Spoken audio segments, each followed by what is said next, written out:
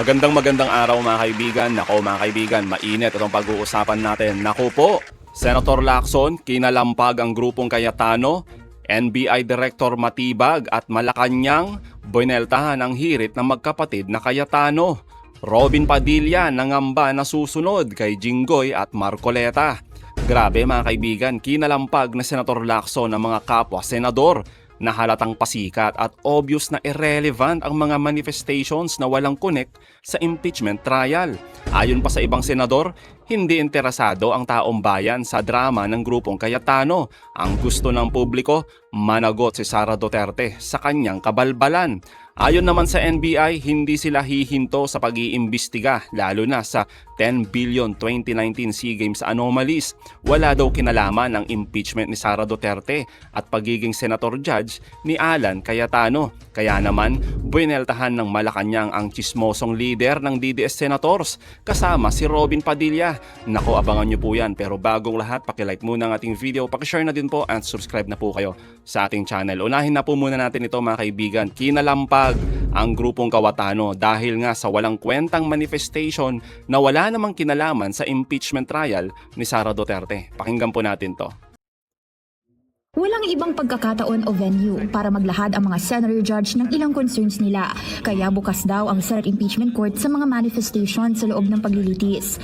Gaya na naging hinaing ng Cayetano siblings sa investigasyon ni NBI Director Melvin Matibag sa 2019 SEA Games. Basta raw, kailangang respetuhin ang time periods na inilaan para sa kanila. Bumungad kasi sa Day 6 ng trial ni VP Sara ang concern ni na Senator Judge Robin Padilla at Alan Peter Cayetano pagdating sa timing ng investigasyon ni Matibag sa 2019 SEA Games Sports Complex sa Tarlac na humantong sa palitan ng pananaw ng ilang senator judge. Isasalang bilang witness si Matibag sa trial sa susunod na linggo. Pero para kay Senator Ping Lacson, tila namumuro na raw para sa isang tagamasid ang umano'y irrelevant na mga manifestation sa Senate floor.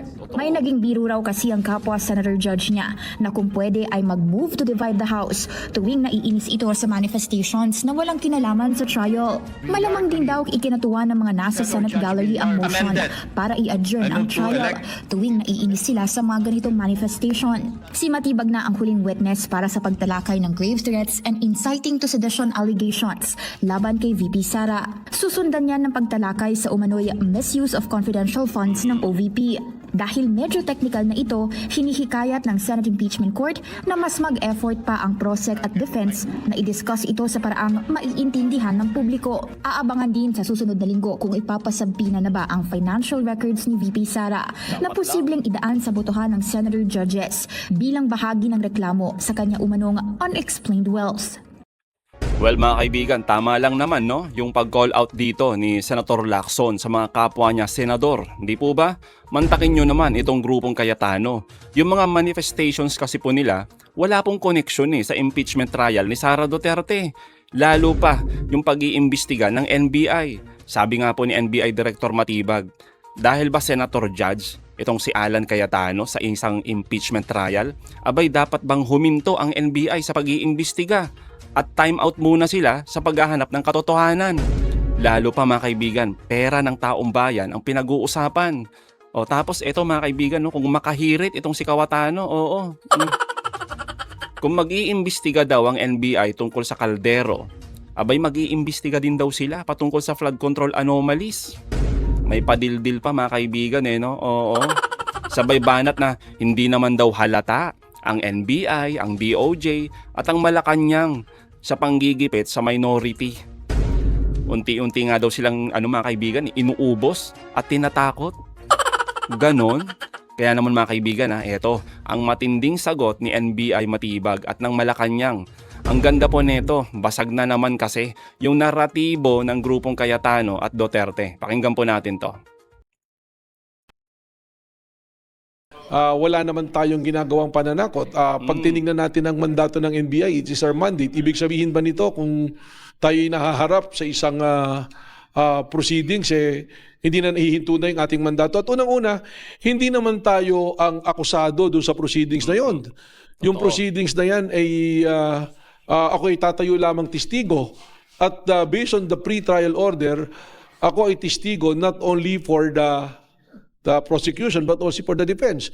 So hindi ko po alam saan nanggagaling yung sinabi na tayo ay nananakot or kung ano pa man. At again, ulitin ko, lubos po ang paggalang natin sa Senate Impeachment Court, including its members. Ano po. Sa totoo, nakapagtaka dyan, yung pong mga judges natin, they have to exhibit the impartiality, yung pong called neutrality and impartiality of a judge. Dahil wala pa naman po, naglalabas pa lang ng ebidensya. Mas nakakatakot nga po para sa aking testigo dahil parang may pagbabanta na nga ng contempt sa atin. Pero again, ulitin ko, tayo po ay kinuha based on the pre-trial order na testigo para sa prosecution at sa defense. Ano ibig sabihin mo nito? Ang atin pong ilalahad dyan kung ano ang naging pong findings po ng National Bureau of Investigation sa usapin po ng impeachment, particularly on the issue of great threat and inciting to sedition. Para sa akin nga, katunayan, hindi nga dapat na nagagalit yung mga malalagay sa investigation kasi finding, this is the opportunity na ipaliwanag at masagot at kaya natin pinapaalam sa publiko dahil gusto natin ng publiko magkaroon ng kaalaman sa pangyayari para hindi nagkakaroon ng speculation at pagbibintang. Paano pong ibig sabihin ng timing? Ibig sabihin po ba kahit meron na tayo mga dokumento at ebidensya para mag-imbestiga ng krimen, teka muna, mukhang mali yata yung timing. Hindi mo ba't pag pumasok yung investigation at krimen, kaagad-agad dapat nating aksyonan? Direk, isa po kasing sinasabi para daw, para intimidation daw po ito, para hindi kayo matanong ng top questions po sa pagkakaisa. They can ask any question. Kasi po, nandoon po sila eh. Bakit ka atras? Kayo na nga nagsabi, sila na yung nagsasabi dyan. Narinig ko si Senator Robin Padilla nung sabi niya, di ba po ba pag may kaso, kailangan harapin natin? Tama po ba, di ba? O tapos, sinasabi naman ng ibang senador, ano ba yung threat? Conditional ba yan o absolute? Kung wala kang kasalanan, bakit ka matatakot? Parang yung sinabi po din nila Senator Alan Peter Cayetano, kung wala namang namatay, edi wala palang krimen. Kung wala palang ginawang pangungurakot, hindi ka dapat matakot. Dahil natakot ka lang kung meron kang dapat itago. Hindi po ba? Yun eh. But again, I will tell you this, wala tayong pananakot dito. I mean, all of you here, if we are doing our mandate, nagsagad tayo ng investigasyon, nagsabi pala na mag-iimbestiga, bakit naman ang reaksyon mo kagad nananakot ka? At para hindi matanong ng mabibigat ng tanong, tingnan po natin sa Martes. Lahat ng gusto nilang itanong, sa abot na aking makakaya, ay atin pong sasagutin yan. Ito na lang po, bottom line, kailangan po natin gawin yung investigasyon dahil nga maraming katanungan. Yun lang po. Well mga kaibigan, kayo po ba? Pabor ba kayo na ituloy ang investigasyon kung saan nga ba napunta ang 10 billion na pera ng taong bayan dyan sa 2019 SEA Games? Lalong-lalo na mga kaibigan yung issue dyan sa Caldero. Pabor ba kayo na ituloy? Mantakin nyo naman kasi mga kaibigan sa halip kasi nasagutin yung mga katanungan o kaya naman mga kaibigan yung mga harapin na lang sana ni Cayetano ang bagong investigasyon ng NBI tungkol sa anomalya sa 2019 SEA Games. Abay, bakit mga kaibigan? Bakit pinapakalat ngayon ni Cayetano itong naratibo sa ating lahat mga kaibigan, sa publiko, na ginigipit daw ang minority? Kinakawawa ang kaalyado ni Duterte, nananakot ang gobyerno ni Marcos. Bakit mga kaibigan, ganun na lamang yung naratibo na ipinapakalat nitong si Cayetano? Kaya nga, di ba mga kaibigan, kung wala ka namang tinatago, bakit ang dami mong kuda? Samantalang mga kaibigan, tignan nyo to. Ito. Yan. Natabunan po kasi yung issue ni Caldero nung panahon ni Duterte. Natigil mga kaibigan yung pag-iimbestiga dito. Ang gusto sana mga kaibigan ni Senador Gordon nung panahon niyan mga kaibigan, 2020, imbestigahan ng Blue Ribbon Committee ang anomalya sa 2019 SEA Games. Lalo na yung Caldero. Yung Caldero ni Cayetano. Kaso nga lang mga kaibigan, pumasok ang pandemya. So, ang daming nangyari mga kaibigan, lalo na yung anomalya sa Parmali. Hindi na uumusad etong issue ni Cayetano. Isa pa dyan mga kaibigan, ang dahilan natabunan tapos napolitika. Kasi nga, panahon ni Duterte mga kaibigan, sabi nga ni Attorney Claire Castro, nilinis umano agad ni Duterte ang pangalan ni Cayetano dyan sa anomalya sa Caldero na yan. Grabe mga kaibigan, Kaya nga kung talagang malinis, wala namang kasalanan, walang anomalya dyan sa 2019 SEA Games regarding sa 50 million na Caldero at sa 10 billion na sports complex. Bakit kailangan mangamba na yung rason nila mga kaibigan na Maapektuhan daw. Oo, yung integridad ng impeachment court. Anong connection nun? Di po ba? Tapos, eto namang si Robin Padilla mga kaibigan, kung ano-ano na naman. Etong sinasabi, oo, naniniwala ata dito sa script niya Cayetano. Yung script niya mga kaibigan, unti-unti na daw inuubos ang minority. Pakinggan po natin to, saglit lang to. Nais ko lamang pong idulog sa inyo ang aking nararamdaman, ang isang damdaming masasabi ko pong nagtatanong sapagkat ang mga nangyayari po sa ating hukuman sa mga oras na ito, hindi ko po alam kung ito ba ay eksakto lang na nangyayari o ito po ba ay sinasadya. Katulad po ng pagkakakulong ng ating dalawang senator judge na si Senator Jinggoy Estrada at si Senator Rodante Marcoleta. At ang kagiyat pong pagdating ng aming mga masasabing galing sa ombudsman sa akin at kay Senator Alan Peter Cayetano. At kahapon ay biglang lumabas ang isang pahayag na iniimbestigahan daw po yung patungkol sa pangyayari noong Southeast Asian Games.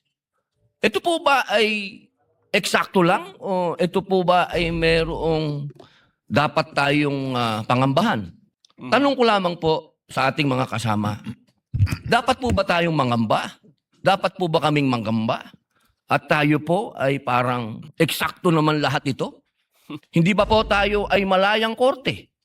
Tayo po ay may karapatan na binibigay ng konstitusyon na magsagawa po ng pagdinig na ito. Yun lamang po. Maraming salamat po, Ginoong tagapamahalang hukom. Kaya kayo kinakalampag, di ba mga kaibigan ni Senator Lacson Wala kasing connection mga kaibigan itong pinagsasabi niya sa impeachment trial. Pero ganun pa man mga kaibigan, sasagutin natin itong mga hirit ni Robin Padilla. Napakasimple lang naman mga kaibigan yung sagot dyan. Halos lahat kasi ng member ng minority ay may kaso. So hindi na nakakapagtaka, no? At hindi na magtataka din ang taong bayan kung bukas, makalawa, o sa mga susunod na araw, arestuhin ka na. Arestuhin na itong si Robin Padilla sa kasong obstruction of justice.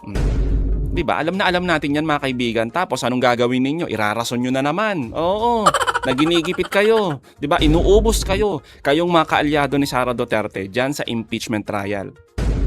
May lehitimong kaso mga kaibigan. Kaya hindi bibenta yung mga drama ng mga to mga kaibigan na inuubos daw sila. Sabi nga ni NBI Matibag, hindi hihinto ang pag-iimbestiga nang dahil lang kayo ay senator judge sa isang impeachment trial. Ito din mga kaibigan yung isang matinding sagot ng Malacanang sa banat ng mga Cayetano at itong si Robin Padilla. Pakinggan po natin to. Ang ganda po nito. Mandato naman po ng pamunuan ng NBI na mag-imbestiga kung meron po silang naririnig, nalaman na anomalya. Hindi po kailangang utusan ng Pangulo. Mandato po yan ng NBI, ng CIDG, ng PNP. Trabaho po nila yan. Kung ito ay sinasabing panggigipit, ang aking pong narinig lamang ay ito ay paiimbestigahan ni NBI Director Matibag dahil kung inyo pong matatandaan, magtatayo po ng NBI Academy dito sa New Clark City. At the time na nagkaroon sila ng pagpupulong ay mayroong nakapagsabi sa kanya na mayroong mga issue patungkol sa korupsyon nung ito daw ay isinagawa. So ito yung nabanggit lang naman sa kanya at naisumbong. Bilang isang namumuno sa NBI, kapag may nadinig na ganun, ano ba ang dapat gawin? Isa walang bahala? Tulugan? Ignore? O imbestigahan?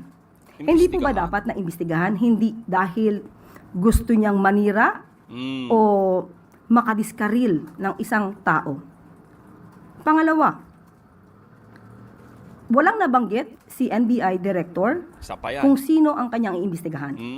Pero naitanong na isang reporter na nakabanggit ng pangalan. At ito naman ay sinang-ayunan niya.